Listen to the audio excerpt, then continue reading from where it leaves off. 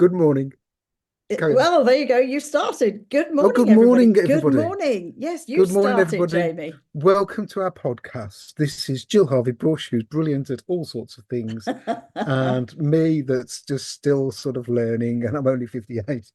And we're here today to natter about what we're going to natter about, Jill. I've forgotten already. Well, I think one of the things that occurred to me when I was out for my walk, which is why it occurred, was I get so many people, because obviously being a mindset coach, and I cover a range of things, which is another actual topic. So I'm going to make a note of that, that's come up during the week, about niching. But actually, people ask me, going back to the original question, people ask me about how do I cope with everybody else's Yes, problems? yes, And I think that was something I was pondering because somebody had just asked me the day before, and off I went for my lovely long walk, and I was pondering it, and I thought, well, here's the answer. This is how I cope. I yes, mean, first of all, as a trained coach, we are trained how to put, not a barrier, but I would describe it as protection around ourselves because yes, we can't take every client's issues and personal problems on in the same way as you would maybe with a friend. But I've got much better at doing that with friends as yes, well. yes, because you're more invested in a friendship. Yes, of course, because I have an emotional sort of Yes, connection with them. They've known me for years. They know my situation. I know their situation. And again, you've got to be really careful as a coach, I think, as to delineating and making sure when you're working with somebody or just chatting to a friend. Because again, doing what I do, lots of friends will ring me up for a chat. And that ultimately turns into what would, if they were a client, be a session yes, because I yeah. automatically go into coaching mode in some ways. And if I do come up with something, or knowing them as I know them, I'll say X, Y, and Z. And absolutely, some clients do get to you in, get underneath my little protection when you've known them for ages and you can see what's going on. But whilst we're sort of trained to protect ourselves through each session, which is why I have gaps if I can between sessions, because I like to close down, if you like, one person's issues Right. Okay. before I open up to the next person's issues. I've got to make sure that my state, what we call our state, that my state is in a really good place. And I'm not, if you like, carrying any hangover from the previous session. Right. Can I say something about Yeah. this? I didn't realize that you've just opened a little can of worms of mine because I have a problem sometimes when people come to my workshops to do the 2 hour stint. Say somebody's running late Mm. and somebody else is running early to the point where occasionally, I mean, I can say it because I don't think they all do, that not many listen to this because they're too young and too busy and working, whatever. I don't know.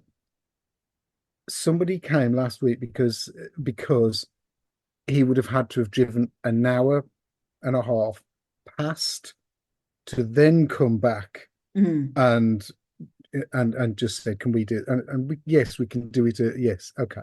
I said yes, but what happens to me is I don't get that respite. I don't get that Gap. yes, which is a fade down uh to Mm. the norm, tidy up, get the kettle on, wash up, Mm. do some bits and pieces, tidy the benches off, then build back up to the next. Mm. And it's pretty bad how it sort of throws me. I get to the end of the night and I feel like I've done back to back, Yeah. more than back to back.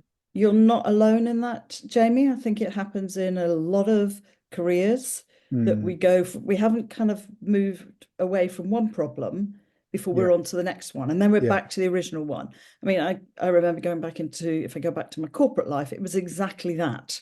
You'd yes, start one thing. So I would open up in the morning, open up my computer, and I used to get in early, so I'd have some time. Although, of course, being an airline, it's a 24 hours operation. So even if I got in at 7 o'clock in the morning, there would be crew, mm, around and about. And of course, seeing you, if they wanted to chat to you, they would come in.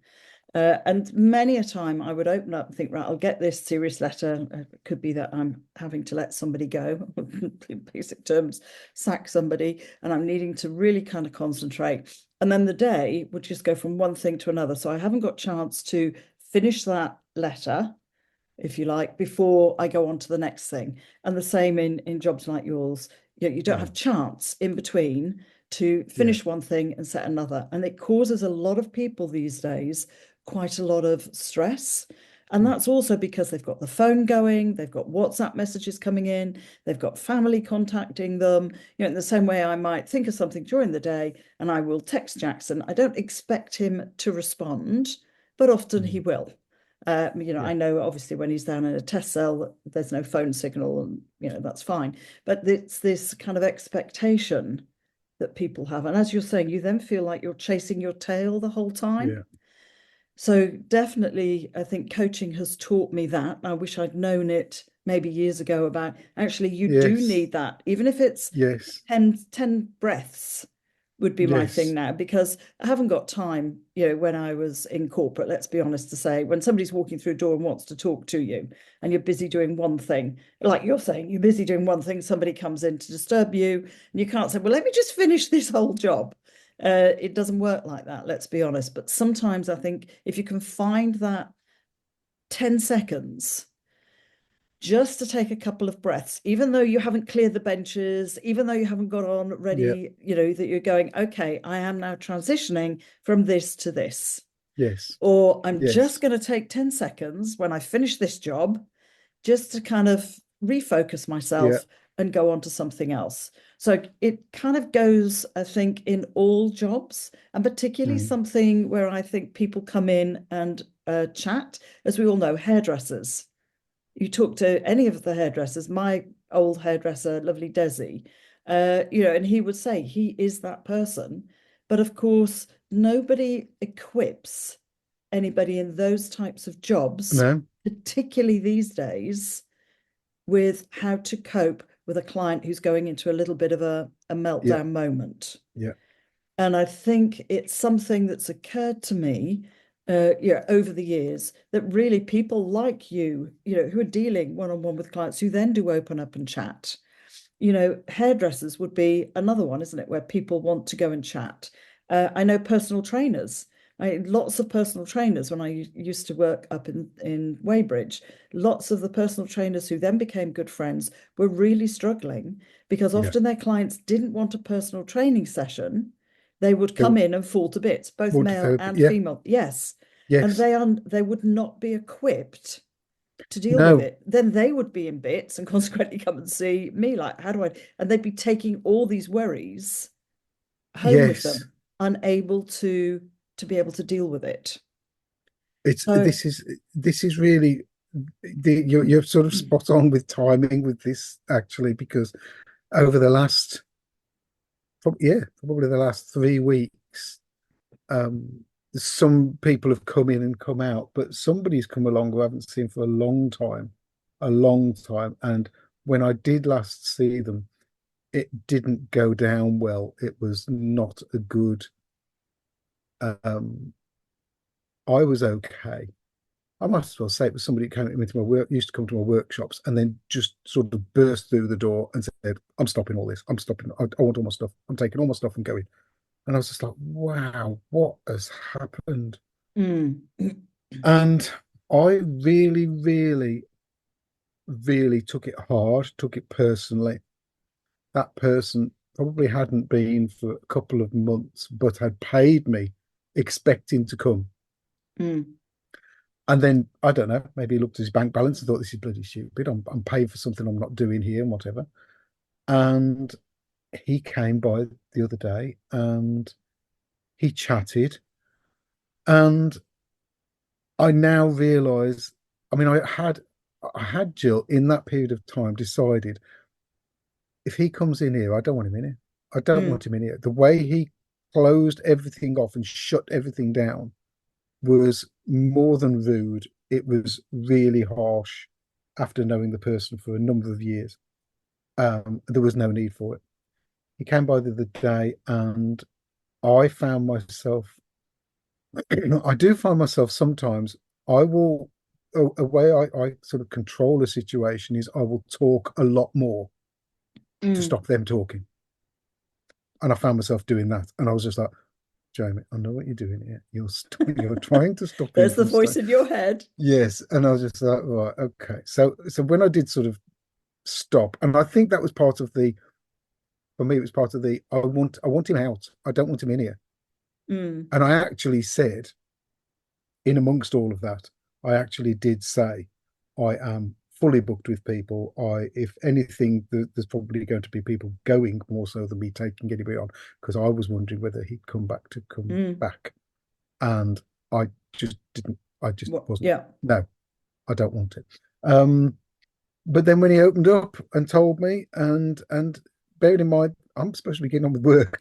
Yeah. I was carving something, and he just dropped by. And an hour and a quarter later, he's told me everything that's gone on and whatever. And I sort of totally get where he's come from. But I'm not a coach. I'm not a therapist. I'm not. I'm not. I'm just a bod Exactly. that has. Yes, I've been through my stuff. Yes, I know how I've got out and over and learned to live and accept and what to do to get through all of my stuff. And all I can do is say, well, look, I did this and it might work for you, it might not work for you.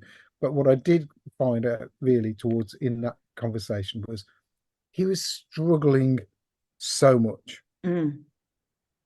Um, and I'm sort of glad he came, but I don't, he's still almost in denial of the fact that he needs help, Some help. I think a lot of people, and that's when a I lot of say help. when people sort of say to me, and oh, I've referred somebody to you, and they might contact me, and then I don't hear from them, and it can be months later, and I often go back to the person who's referred and say, thank you for the referral. They will come in their own time or when they are Yes, ready, and there's no yes. point forcing it until they are ready. And the No, reaction, I've learned that reaction that you had where he came in and did, that's it, I'm done, I'm blah, blah, blah, is actually he's in complete overwhelm, yes, complete meltdown, doesn't know what to do, so strikes out. yes, And funnily enough, I was saying this to my own stepdaughter the other day that anger, and it's a really great book, I think I've mentioned it before, called Anger Management, that I was doing some additional research for a client who was suffering with anger problems. yeah, And I came across this book, and of course, I will keep looking and read this book. And in essence, I mean, fascinating book, and I need to reread it. But in essence, the one thing that struck me from it, and there's always a gem. I mean, lots of coaching books I read now, of course, is stuff that I've read in other books and just rehashed in a different way. The one thing that really struck me was that anger is underpinned by fear. And that fear can be a whole range of things. And it's really interesting. I could see you looking and going, oh, I'm just processing that. yeah. Sorry, And it's no, I'm absolutely. And attaching it to often, somebody I know who yeah. who I And constantly know and of, who is angry all the time, and I'm trying to think, right, yeah, well, what is the fear? there will be Okay, a fear underneath it. okay, It can be a fear of, and even when I talk to people who, are really angry, and I say, no, no, the anger is underpinned by fear. You're anxious about, no, no, no, I'm not fearful of anything. I'm oh fine. yeah, And they then will we argue. start to dig down, Yeah, and you then get the, actually, you're right. I'm fearful of this, or it's something, you know, back from school. So it's an interesting one, and I agree with you. And it was always something that I said, and I'm not sure if trainers now do get involved, but I think in any role where you have that one-on-one interaction with somebody in a career, as we're saying, when we use hairdressers as an example, and we use you, and there'll be lots of other careers which are one-on-one. It could be somebody teaching somebody to cook. I mean, as you know, I'm really into my willow weaving now, and it's really interesting the discussion that yeah, starts when I go to little classes where nobody knows somebody.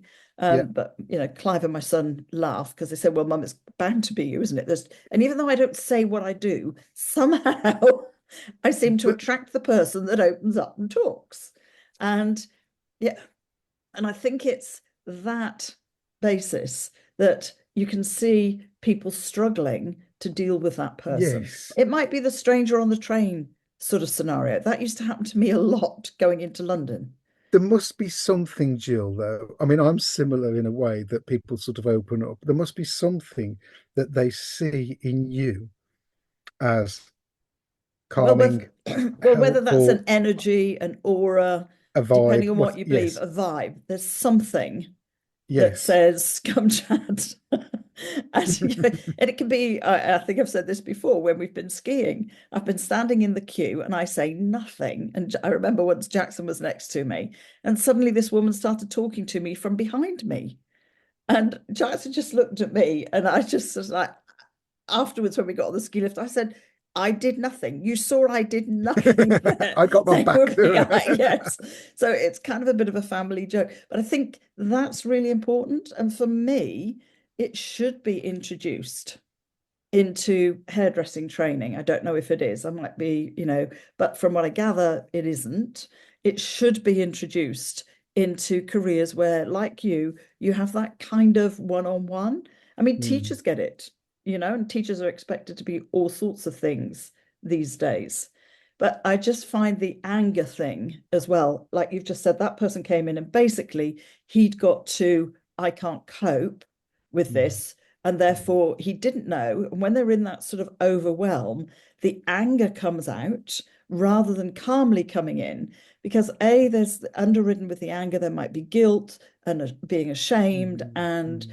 all of that. They don't know how to tell you when you've been such a nice person. It can be, Clive gets it with guitar pupils. People don't know how to say after a period of time, oh, I don't want any more lessons, because they've got to know you. They feel, I mean, I felt that in the past with personal trainers when I thought, I really don't want any more sessions, but he's so lovely or she's so lovely, and I don't know how to tell them. Yes, And people suffer yes, from that. And that's why I think it's important that, we understand as those professionals that often yeah, it's not personal to us. I had somebody this week who's using a different coach and saying, don't tell the other coach that I've shifted. And I said, I think it's sad in some ways, because I think there are points, and as you know, I will happily refer clients on if I've got to a point where I think I can't do anything else for them, yes, or I've yes, identified more of a special need, as I did with my lovely friend Michelle Paradise, who deals really, as she said, sort of has fallen into the dealing and become a narcissistic. She's not narcissistic. I'm very careful with NLP. She's become an expert in dealing with people who yes, are suffering or are narcissistic. And that's the other problem. I did a great podcast. I will do a part 2 with her. So when I think that somebody has got that in their lives somewhere, not that they might be one, but they're dealing with somebody, then I will say yes, you're much better off to go and have some sessions with Michelle, because she knows the intricacies yeah, of what the behaviors are of a narcissist. So she will then be able to help you way more than I will be able to help you. yes, yes, yeah, So, yes, there's a whole range of things. And I think it would be great if, not me particularly, but if there was that opportunity for people to have some very basic training, at least, yes, in how to deal with it. And therefore, don't take it personally when, again, sometimes if it's a hairdresser or they've told you a whole load of personal stuff, they then feel highly embarrassed, awkward, whatever, and think, well, I can't go and talk to them anymore. And suddenly they don't know how to tell you. So they do the explosion bit and move on to somebody else because they're actually embarrassed that they've told you all this stuff. So it's a really interesting way of looking at it. it is. But you see how I've digressed from, how do I cope with coaching with everyone else's problems? I knew I would, Jamie, but it's a valid point that you have. It is, and the person that came in by the time he'd gone, if oh blimey, Jill, honestly, this is weird because it wasn't by the time he'd gone, it was me after he'd gone, and it was quiet, and then I was reflecting on the conversation. So this again is the break that you need from them for me to process it, and me say all the things that you've just said Mm-hmm. about anger, about overwhelm, whatever, all sorts, all of those things, to process and then have long enough. This is the difference. I'd had long enough to process it. And then when I saw somebody else who I know has seriously been struggling over the years, and he knows of the same person. And I said to him, I said, look, I'm not saying this out of behind somebody's back. This is what I'm reading between the lines. I'm not a therapist, I'm not this, but I just want you to know that whilst that person might not have been brilliant towards you at some times within my space, I want to tell you that you are doing so well now with this, Mm, that, and the other. You're going to therapy, you're doing it. And I want to just share a couple of things that he's told me, only small things that weren't too personal. They weren't personal really, they were just something. And and basically I said to him, bearing in mind one's not so much of a professional and the other is extremely sort of professional. I said the professional guy is years behind where you are now. I said, and you probably need to hear that, that you've moved on so well, you've done so well with this, that, and the other, and you're doing this and you're mm, doing that. I said, and he's at the stage where you were 4 years ago, 5 years ago. mm, And that in a way, and it was only little snippets of things that they both talked about within the session. So they both sort, and I remember sessions, I don't call them sessions, and it's woodworking. But anyhow, they both knew what was going on. So I didn't tell him anything private. I didn't tell him anything. I didn't, because he's almost the one person has not acknowledged the other as well. That sort of thing goes mm, on. And it's just, I want to just say that you've this in the last week, I've been carving some more of the seats and do the letters and the words. And I had a chat with Lloyd there at the Riverside House. And I was just, as I was delivering one of the seats the other day, you've got this lovely timber framed, tiled roofed, open timber frame with a log burner in with seats around. So you just walk into this lovely space. And Lloyd was sitting there and he was throwing some paperwork on the fire, getting rid of some old stuff, and he was keeping the log burner going and whatever. And it just looked so peaceful and so lovely and such a meditative, calm space. It's in the middle of a town, really, but because mm. it's this little plot of land stuck between a canal and a river, they can't build on it. They can't do this, but the old building's there, and he's turning this lovely site into a little oasis, really, with beautiful things going on. And I said to him, I said, I need to come into this space more. I want to. Mm. So I'm going to go on Friday mornings, and I think I'm going to take one, possibly two of the daughters to around.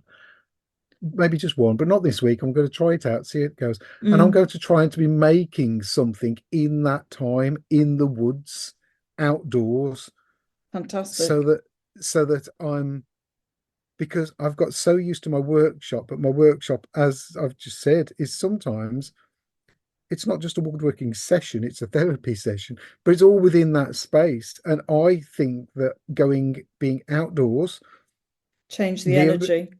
yeah, yeah, make something, enjoy something. And I'm going to get the youngest to come as well and Uh, see if I can get her to which is why enjoy it and I feel it. exactly. I think that's why I'm very attracted when they have, helping when it's the vets, in terms of the help with heroes, those sort of people suffering from Yes, trauma and PTSD, actually getting outside. Again, I saw something, I can't remember the name, and it was a guy who was doing exactly that. He'd realized the benefits of just being out. He'd bought a piece of woodland and he'd realized the yeah, benefits of just being in that woodland and yeah, kind of what I would say he's, I think, if I remember correctly, sort of pottering around to start with, and then realized the huge benefits. So started to develop something that other people could come to. And if you want to talk, you can talk. And if you don't want to talk, which he said is often what happens when they're first there, they just need to process. I think you've hit the nail on the head, Jamie. And that brings me back to, how do I cope as a coach? And you've just said it. I think it's changed yes, the energy space. And for me, I was thinking about yeah, this as I was walking, of course, up the lane to the common around the woods.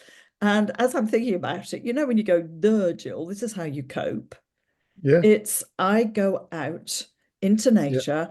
I have a good look round. As you know, I don't wear headphones. I don't listen to anything because that's my downtime. We yeah. don't give our brains enough No, downtime. We're listening to something, No. or the amount of people I see walking around. I mean, not many of the dog walkers, they usually aren't listening. Quite a few younger ones are. And I think, but that's the time that your brain has time to recover, time to process Yeah. stuff.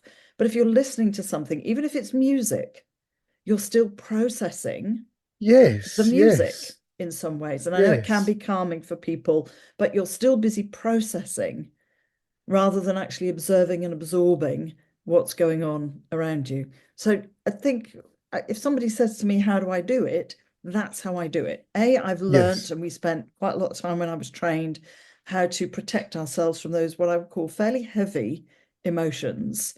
And sometimes you say to people, really 5 clients a day is the maximum, absolute max. Mm. Then they're like, well, that's only 5 hours work, and you're only talking to somebody, and you just kind of go, whoa, you know, the emotions that Mm. you have to work really hard to keep at bay, if you like, in Mm. yourself.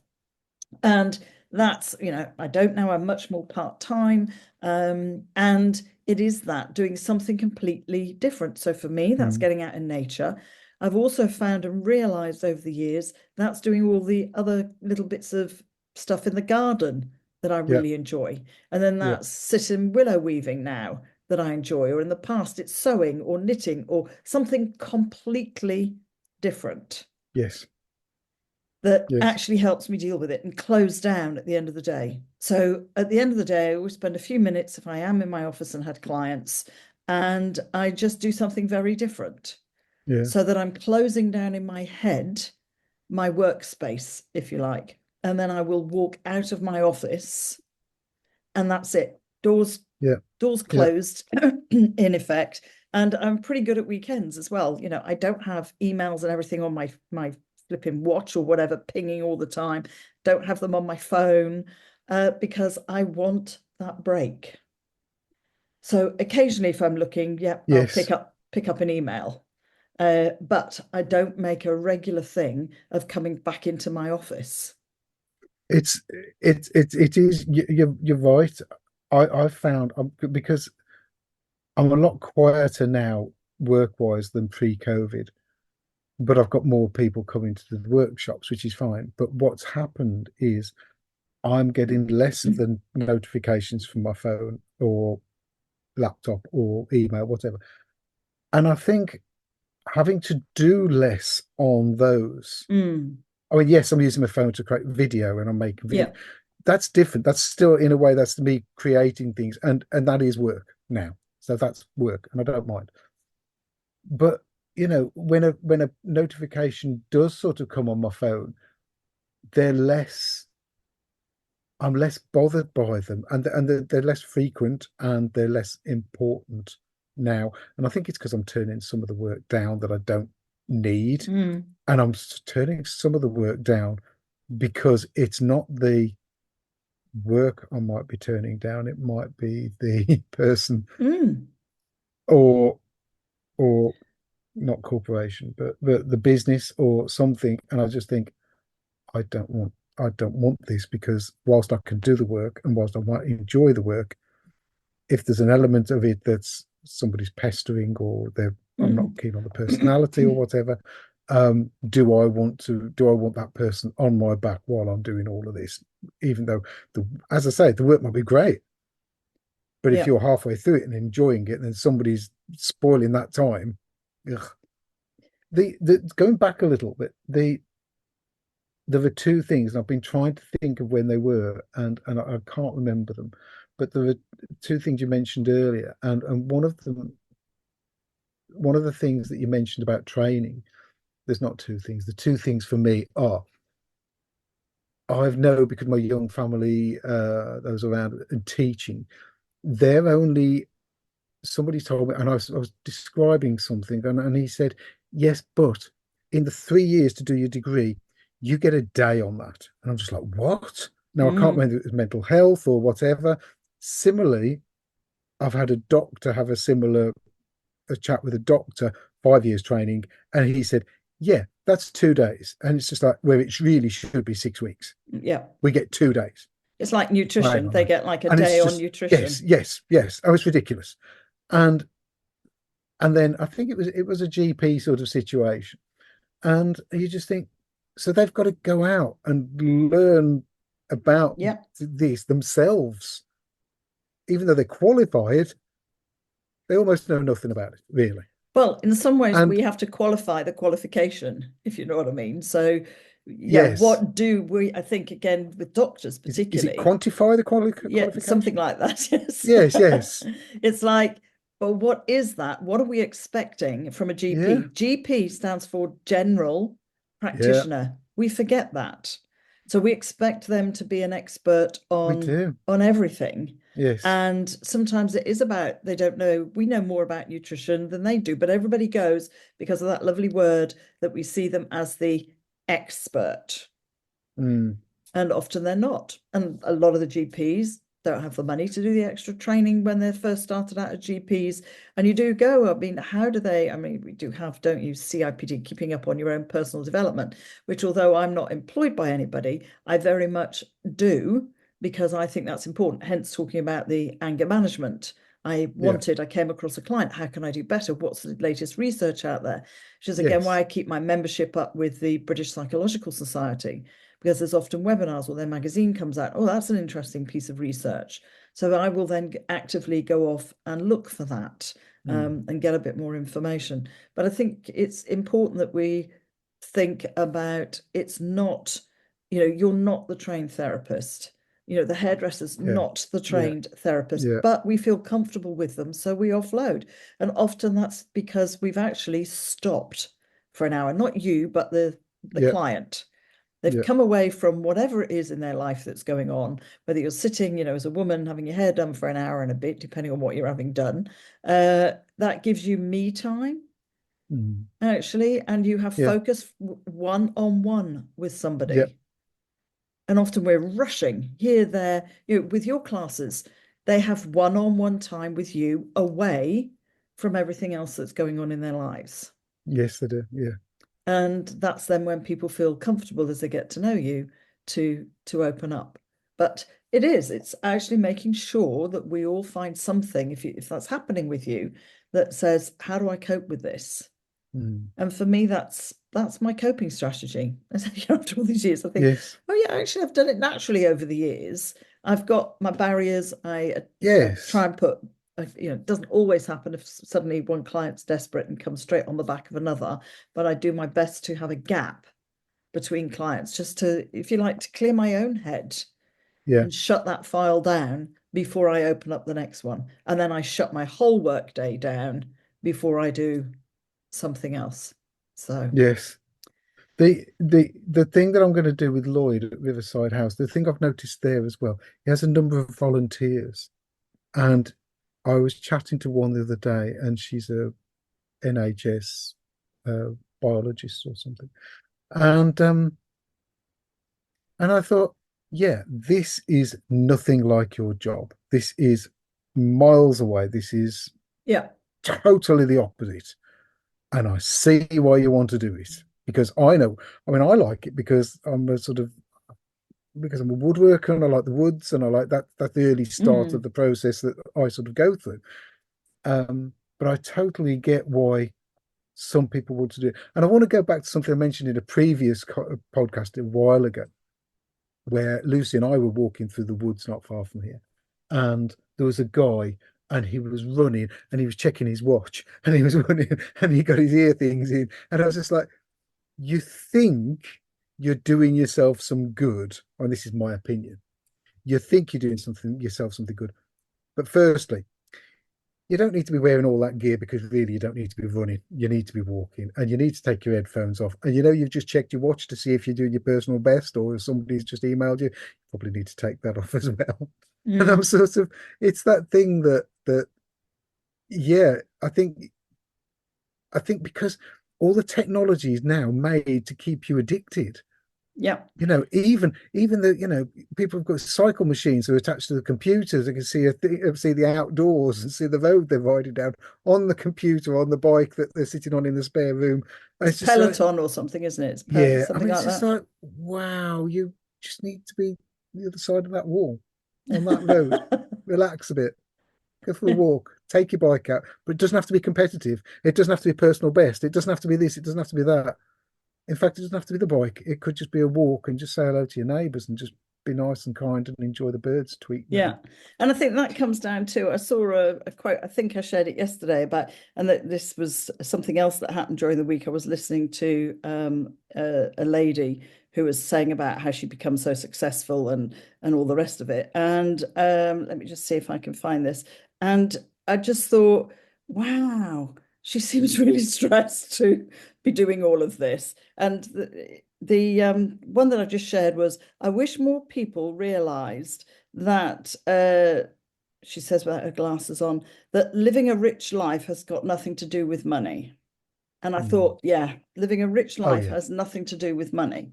yeah. And I actually raised it on this webinar with this lady saying, I don't measure success by the amount of money that I have. And I don't see, because I think the argument was something like, how to have financial or freedom so you can have freedom. And that's not what I saw in front of me. And I thought, I do not want this life. It's like No. go, go, go, go, go, go, go. People will Yes. argue, yes, but money will allow you to do this. Yes, money does allow you to do some things, but at what cost? And I think the question has to be as well is, when is enough enough? There's I listen to a very good YouTuber, he's a motoring journalist, basically did Evo magazine, Harry Metcalf, lives down the road from Jeremy Clarkson. Yeah, He's got a farm as well, and he started all that before Jeremy Clarkson thought, yeah, actually, he's got a good life. I like what he's so yeah. Clarkson jumps on that bandwagon. Anyhow, he's just done a really, really good video 2 weeks ago about new cars, about all the technology on there that we've not asked for. He said, we don't want this, we don't want that, we don't want the other. And in fact, he said, really, what we want is 20-year-old cars, just enough technology to tell you what's wrong with the car, but not something that says you're going too fast here and I'm going to steer you this way because I think you're going off lane and whatever, and taking control of. And the depreciation as well was a scary thing as well. The Mm. depreciation of new cars is like a third within 2 years. So when Well, as people are soon as you take it spending off, as soon as you take it off the forecourt, you can exactly, knock off 10 but grand. he got a £200,000 car that he said had lost, um, well, it was something like 80,000 in the first 18 months. Yeah, In fact, I there was can a worse one imagine. than that. There was a worse one than that. It was 6 months old, and that had depreciated to 80,000 from something like 140,000. He said in 6 months. Yeah. This is ridiculous. They're selling things that we don't. There is too much going on, and yeah, we need to get out into the woods more. But we chase stuff. People chase stuff, don't they? I've got to have it. I've I'm got to tr have the bigger car. I've got to have the Some do, nails. yeah, I've got to have the holidays in, I don't know, Dubai or wherever. I've got to travel. I've got to. And I just like, whoa, I and know. it's just, I've decided, yeah, I have a very simple life compared to a lot of other people. And Clive and I were talking about it. And actually, we describe it as the reason that we don't need to travel and do all this stuff is we love where we are and we love our Yeah, lives. yes, And, and, and and I'm and sure lots of people will argue, but I love my life and I love going to Dubai and I love this and I love having the big car and I love having, and you just hear the speed at which they talk. And then I'm doing this and then I've got to tell myself to be positive and then I get up and go again. And I'm like, I'm exhausted listening to you. yes, yes, yes. I had somebody once tell me, yeah, well, I do this not very nice job in put in brackets whatever word you think he said. Um, because every 3 months we go on a really nice holiday to make Mm, up for the. And I was just like, really? You need a holiday every 3 months? You hate your job that much, or you dislike your job that much, but you get the money together to go on a really nice holiday to get over it for a week or two. Well, mm. you have to come back to reality. You have to go back to that job. You could stop the holiday. You could reduce the job and get yourself something that you really enjoyed, and live a happy life, and not need the holiday to get But over the that's when they stress get of. caught in comparison. Oh, That's where you get caught in comparison. And that's also then down to making sure you, as we said on the previous podcast, that you have the right partner who wants to do the same as you. Yeah, And yeah, actually, that then becomes the problem, that you love your partner, they don't want to give up this lifestyle. You want to yeah, do the let's go and have a farm homestead. I want a much more natural, I want to get rid of everything lifestyle. yeah. And they're going, no, no, no. And then you think, well, I've got to keep this to stay with this person. So it becomes this very Wow. Yeah, all-encompassing yeah. circle, unless you have a partner that is wanting to do and live the same life as you. And I've come Mm, across those sorts of clients as mm, well, Jamie, and I've mentioned the guy before who said he understood why he was getting his divorce, because his wife married him when he wanted that sort of lifestyle. He doesn't want that lifestyle anymore. She still does. So he doesn't blame her, you know, no. and that's quite a big thing is, yeah, when is enough? And how much do I have to put up with this? But that, I think, all comes back to where you live, comparison, and people can't see a way out. And Mm, no, how do I live without all of this? Because we all live to our money, don't we? We can also, a little bit more would be nice, a little bit more would be nice. And yes, I can sit there and go, well, if we had a little bit more, we could do this. But then I always ask, but at what cost to everything else? yes, So yes. anyway, that's my 2 pennies worth for today.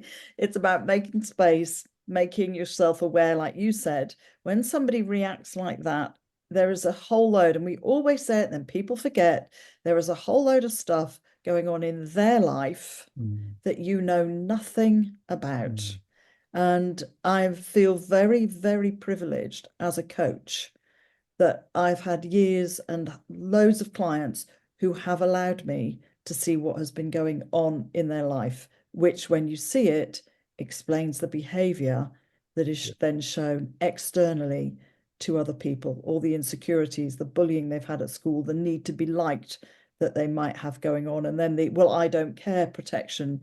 I mean, it's vast.